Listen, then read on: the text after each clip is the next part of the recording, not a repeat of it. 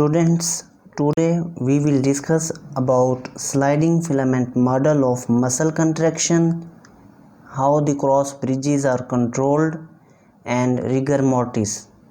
तो चलिए students topic start करते हैं।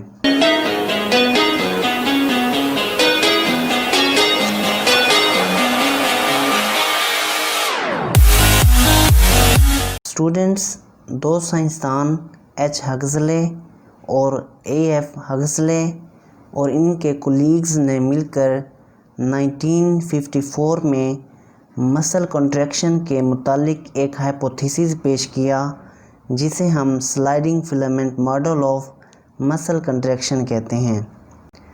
इसके अकॉर्डिंग जो हमारे पास थिक और थिन फिलामेंट्स हैं वो शिफ्टिंग उनकी होती है मसल कॉन्ट्रैक्शन के दौरान, या जो हमारे पास मसल फाइबर है उसकी कॉन्ट्रैक्शन के दौरान, और जिसके नतीजे में जो हमारे पास आई बैंड होता है वो लेंथ में रिड्यूस हो जाता है, जिससे जो हमारे पास जी लाइन है वो एक दूसरे के ज़्यादा करीब हो जाती हैं। अब इसके नतीजे में जो हमारे पास क्रॉस ब्रिजेस होते हैं थिक फिलामेंट के, वो जो हमारे पास एक्टिन फिलामेंट है उसकी जो बाइंडिंग साइट होती हैं उसके साथ जाके अटैच हो जाती हैं।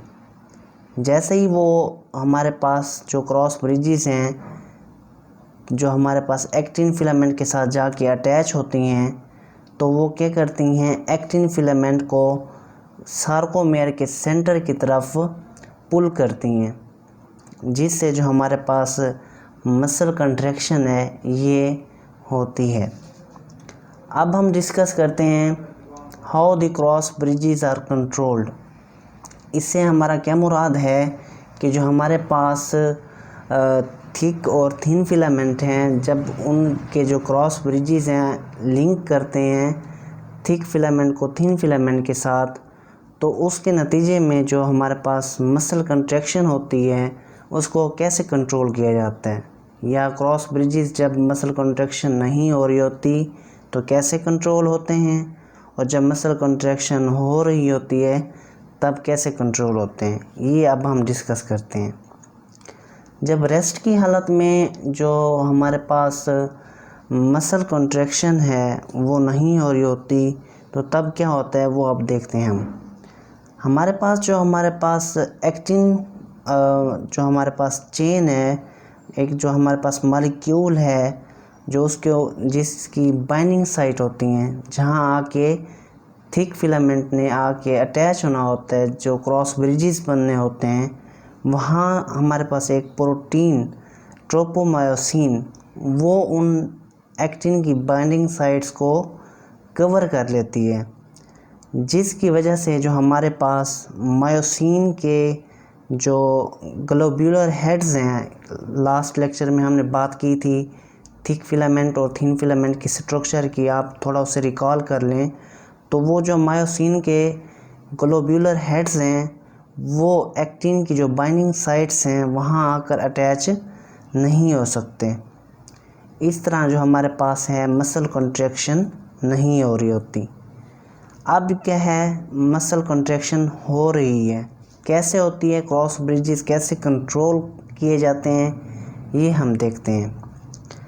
अब जब मसल कॉन्ट्रैक्शन स्टार्ट होती है तो हमारे पास कैल्शियम आयंस आके यहाँ जो एक और प्रोटीन है ट्रोपोनिन मॉलिक्यूल उसके साथ आके अटैच हो जाते हैं, बाइंड हो जाते हैं, जिसके नतीजे में जो हमारे पास ट्रोपोनिन मॉलिक्यूल है वो थोड़ा सा डिस्प्लेस होता है, अपनी थोड़ी सी मूवमेंट करता है, जिसके नतीजे में ये जो हमारे पास मूवमेंट है ये क्या करती है, ट्रोपोमायोसिन को उसकी जो एक्टिन की बाइंडिंग साइट के ऊपर प्रेजेंट है उसको वहाँ से डिस्प्लेस कर देती है, हटा देती है, जिसके नतीजे में क्या होता है, जो हमारे पास मायोसिन जो हेड होते हैं वो एक्टिन की बाइंडिंग साइट पे आके क्या हो जाते हैं, अटैच हो जाते हैं। जैसे ही जो हमारे पास मायोसिन हेड जो हैं एक्टिन फिलामेंट के साथ अटैच होते हैं तब यहाँ हमारे पास एटीपी की ब्रेकडाउन होती है, और जो हमारे पास एक्टिन और मायोसिन की जो स्लाइडिंग है वो स्टार्ट हो जाती है। अब ये एटीपी की ब्रेकडाउन क्यों ज़रूरी है? मसल कंट्रैक्शन के लिए हमें एनर्जी चाहिए होती है, तो ये एनर्जी एटीपी प्रोवाइड करता है। और ये एटीपी प्रेजेंट कहाँ होता है?